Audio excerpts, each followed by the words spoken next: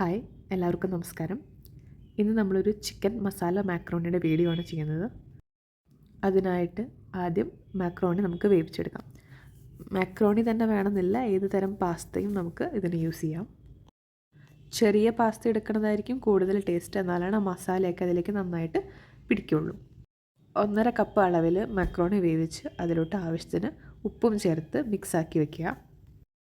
അതിനുശേഷം ഒരു പാൻ ചൂടാക്കി അതിലോട്ട് 2 ടീസ്പൂൺ ഓയിൽ ചേർക്കാം. ഞാനിവിടെ കോക്കനട്ട് ഓയിലാണ് യൂസ് ചെയ്യുന്നത്. ഒരു നാടൻ മസാലയിൽ ഉണ്ടാക്കുന്നതായതുകൊണ്ട് നമുക്ക് കോക്കനട്ട് ഓയിൽ തന്നെയായിരിക്കും അതിന് കൂടുതൽ ടേസ്റ്റ് ഉണ്ടാവുക.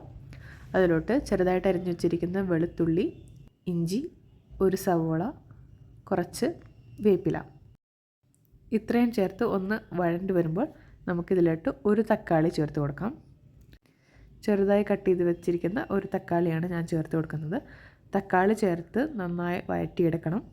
തക്കാളി ഒന്ന് വെന്തുടഞ്ഞ് വരണം. ആ സമയത്ത് നമ്മൾ ഇതിലോട്ട് വേണ്ട പൊടികൾ ചേർത്ത് കൊടുക്കുകയാണ്. 1/4 ടീസ്പൂൺ മഞ്ഞൾപ്പൊടി, 1/2 ടീസ്പൂണിന് താഴെ മല്ലിപ്പൊടി, 1/2 ടീസ്പൂൺ മുളക് പൊടി, പിന്നെ വേണ്ടത് 1/4 ടീസ്പൂൺ കുരുമുളക് പൊടി. ഞാൻ കളറിന് വേണ്ടിയിട്ട് ഒരു 1/4 ടീസ്പൂണോളം കാശ്മീരി മുളക് പൊടിയും കൂടി ചേർക്കുന്നുണ്ട്. ഇത് നന്നായി ഒന്ന് റോസ്റ്റായി വരണം. എന്നിട്ട് ഇതിലോട്ട് ചെറുതായി കട്ട് ചെയ്ത് വെച്ചിരിക്കുന്ന ചിക്കൻ പീസസ് ആഡ് ചെയ്യാം. 1 കപ്പോളം ചിക്കൻ പീസാണ് ഞാനിവിടെ ആഡ് ചെയ്യുന്നത്. ഇതിലോട്ട് 1/2 ടീസ്പൂണോളം ഉപ്പും കൂടെ ചേർത്ത് കവർ ചെയ്ത് വെച്ച് നമുക്കത് കുക്ക് ചെയ്തെടുക്കാം. വെള്ളം ചേർക്കണം എന്നില്ല, ഇതിൽ നിന്ന് തന്നെ കുറച്ച് വെള്ളം വന്നോളും. കുക്കായതിന് ശേഷം ഞാനിതിലോട്ട് ഒരു 1/2 ടീസ്പൂണോളം ഗരം മസാല പൊടി ആഡ് ചെയ്ത് കൊടുക്കുന്നുണ്ട്.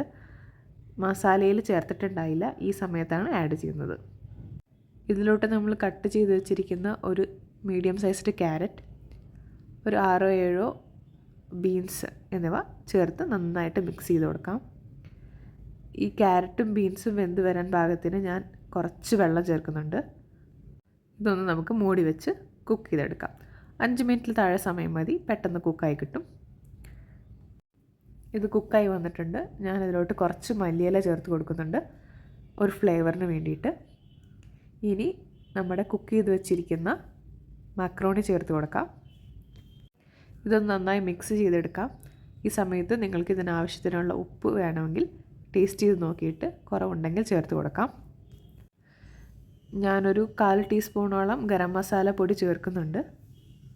ഈ ലാസ്റ്റ് സ്റ്റേജിൽ ചേർക്കുമ്പോൾ അതിനൊരു പ്രത്യേക ഫ്ലേവറാണ്. ഇതിങ്ങനെ തന്നെ നന്നായി മിക്സ് ചെയ്ത് നമുക്ക് ചൂടോടുകൂടെ സെർവ് ചെയ്യാം. എനിക്ക് ചീസിൻ്റെ ഫ്ലേവർ ഇഷ്ടമായതുകൊണ്ട് ഒരു 2 ടേബിൾ സ്പൂണോളം ഗ്രേറ്റഡ് ചീസ് ചേർക്കുന്നുണ്ട്, മോസറല്ല ചീസ്.